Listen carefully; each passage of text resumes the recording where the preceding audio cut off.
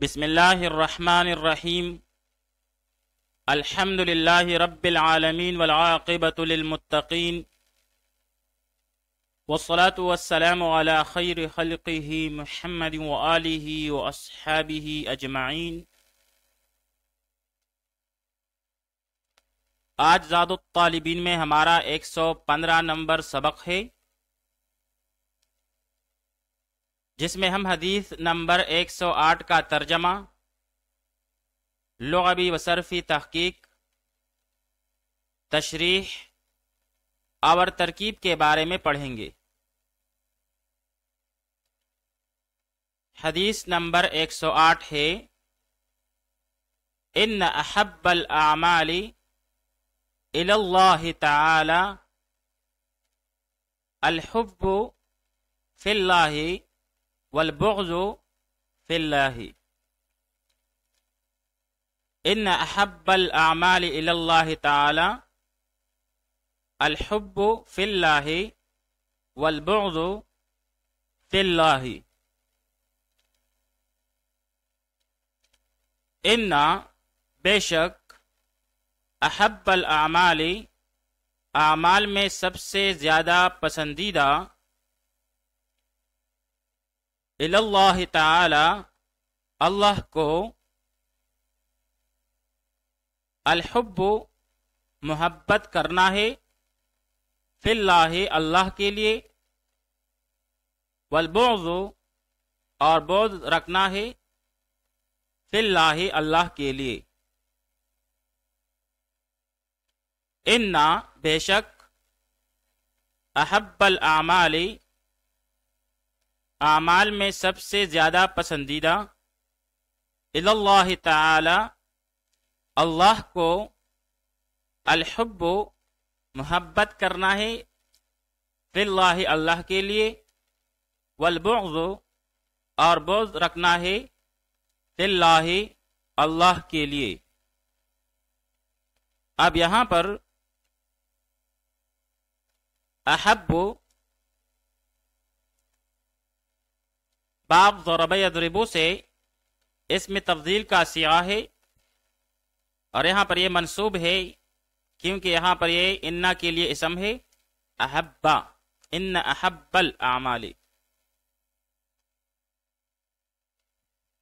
اور یہ باب ضرب یضرب سے ہے، حب یحب حبا و حبا، بمعنی محبت کرنا، پسند کرنا، جبکہ باب کرم یکرمو سے بمعنی محبوب اور مرغوب ہونا۔ پھر اسی سے الحب بمعنی محبت، دوستی، میلان، اور اسی سے الحب بمعنی محبوب، عاشق، دوست،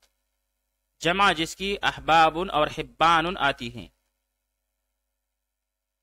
ایک اور لفظ ہے الحب، جو کہ دانہ یا بیج کو کہتے ہیں، اور جمع جس کی حبوب آتی ہے۔ اعمال عمل کی جمع ہے بمعنی کام، اور یہ باب سمع یسمع سے مستعمل ہے، عمل یعمل عملا بمعنی کام کرنا۔ آئیے اب اس حدیث شریف کی تشریح پڑھ لیتے ہیں۔ حضرت ابو ذر غفاری رضی اللہ تعالیٰ عنہ فرماتے ہیں کہ نبی کریم صلی اللہ علیہ وآلہ وسلم ایک دفعہ ہمارے پاس تشریف لائے اور فرمایا کہ کیا تم جانتے ہو کہ کون سے اعمال اللہ تعالیٰ کو زیادہ پسند ہے؟ تو ایک صحابی رضی اللہ تعالیٰ عنہ نے کہا کہ حضرت نماز اور زکوٰۃ احب الاعمال میں سے ہیں، اور پھر دوسرے صحابی رضی اللہ تعالیٰ عنہ نے کہا کہ حضرت جہاد احب الاعمال میں سے ہے۔ اس پر آپ صلی اللہ علیہ وآلہ وسلم نے یہ حدیث بیان فرمائی کہ اللہ تعالیٰ ہی کے لیے محبت کرنا اور اللہ تعالیٰ ہی کے لیے بغض رکھنا یہ احب الاعمال میں سے ہے۔ حب فی اللہ کا مطلب یہ ہوتا ہے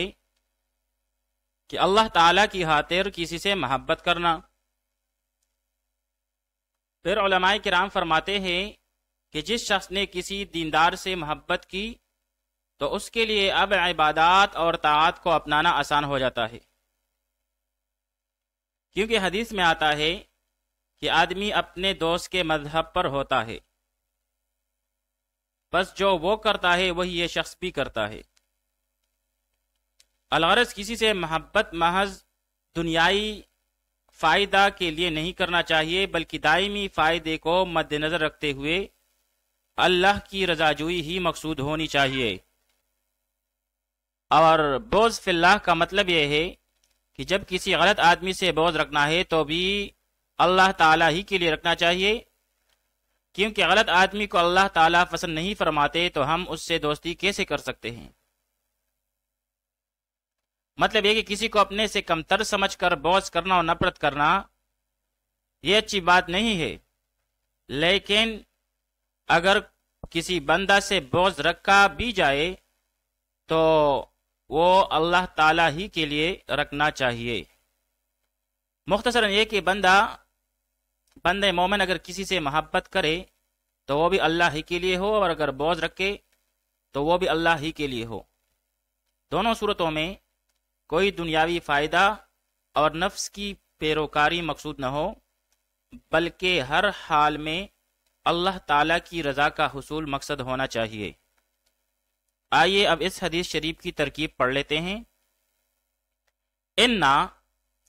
حرف از حروف مشبہ بالفعل، احبا اس میں تفضیل ہے اور یہاں پر یہ مضاف ہے الاعمالی کی طرف۔ الاعمالی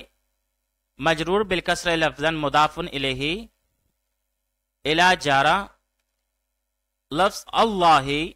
ذوالحال ہے اور اس کے لیے تعالی حال ہے۔ تعالی پہلے ماضی مثبت اور اس میں ہوا ضمیر مستتر جائز الاستتار اس کا فاعل، پھر فعل اپنے فاعل سے مل کر جملہ فعلیہ خبریہ ہو کر یہ حال ہے لفظ اللہ ذوالحال کے لیے۔ پھر ذوالحال اور حال مل کر یہ مجرور ہوا الی جارہ کے لیے، پھر جار مجرور مل کر یہ متعلق ہوا احب اس میں تفضیل کے ساتھ،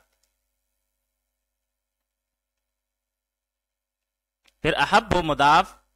اپنے مضاف الیہ اور متعلق کے ساتھ مل کر یہ انا کے لیے اسم ہوا۔ پھر آگے جا کر الحب مصدر ہے اور یہاں پر یہ ذوالحال ہے۔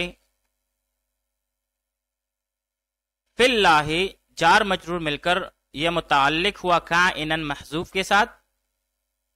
پھر کائنن صیغہ اس میں فاعل ہے اور اس میں ہوا ضمیر مستتر جائز الاستتار اس کے لیے فاعل اور آگے سے متعلق فی اللہ ہے، تو پھر سے اس میں فاعل شبہ فعل اپنے ضمیر فاعل اور متعلق کے ساتھ مل کر شبہ جملہ ہو کر یہ حال ہو جائے گی الحب مصدر ذوالحال کے لیے، پھر ذوالحال اور حال مل کر معطوف علیہ کیونکہ آگے سے واو عاطفہ ہے، اور البعد فی اللہ اس کی ترکیب بھی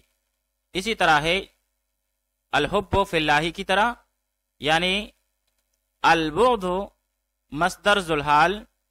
فی اللہ متعلق ہوا کائنن کے ساتھ، اور پھر کائنن سے اس میں فاعل اپنے ضمیر فاعل اور متعلق کے ساتھ مل کر یہ حال ہوا البعد مصدر ذوالحال کے لیے، اور پھر ذوالحال اور حال مل کر یہ معطوف ہوا، پھر یہ دونوں معطوف علیہ اور معطوف مل کر